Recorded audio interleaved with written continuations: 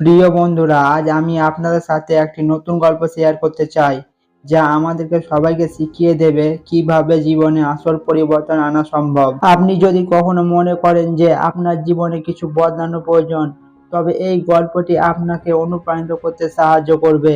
এক গ্রামে ছিল একটি ছেলে যার নাম দীপ। সে ছিল খুব অলস, দুশ্চিন্তা ও হতাশ ভরা।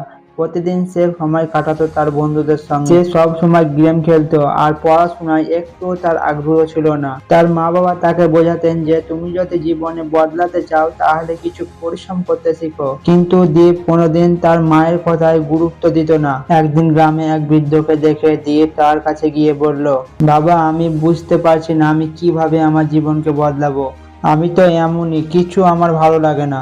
বৃদ্ধ মহাপুরুষ দীপকে বললেন, দীপ, জীবনে সফলতা হতে হলে প্রথমে তোমাকে নিজেকে পরিবর্তন করতে হবে। শুধু চাইলে কিছু হয় না, কাজ করতে হয়। তখন দীপ বৃদ্ধকে বলছে, কিন্তু আমি কি করব? দীপ ভাবলো, এক সময় এক গাছ দেখতে খুব সুন্দর ছিল, কিন্তু একদিন এক ঝড় এসে গাছের সব পাতা উড়িয়ে নিয়ে চলে গেল। গাছটি তখন খুব একা অনুভব করলো, কিন্তু একদিন গাছটি বুঝতে পারলো যে পাতা ঝরে গেলেও তার মূল শক্তি আছে। সে আবার নতুন ভাবে গজাতে শুরু করলো। সে জানতো যে যতটুকু পরিবর্তন করবে ততই শক্তি হবে।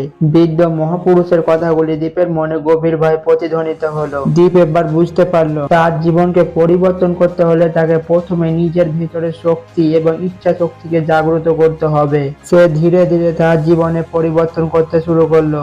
সকালবেলায় উঠে পড়াশোনায় মনোযোগ দিতে শুরু করলো এবং নতুন কিছু শেখার চেষ্টা করলো। নিজেকে শারীরিক সুস্থ রাখার জন্য নিয়মিত ব্যায়াম করতে লাগলো। দীপ শীঘ্রই বুঝতে পারলো যে পরিশ্রম ও সদিচ্ছা তার ভিতরে ছিল। তা যদি সে কাজে লাগায় তাহলে তার পক্ষে কোনো কিছু অসম্ভব নয়। দীপের মতো আমাদের সবার মধ্যে সেই ক্ষমতা রয়েছে যা আমাদের জীবনে পরিবর্তন আনতে সাহায্য করে।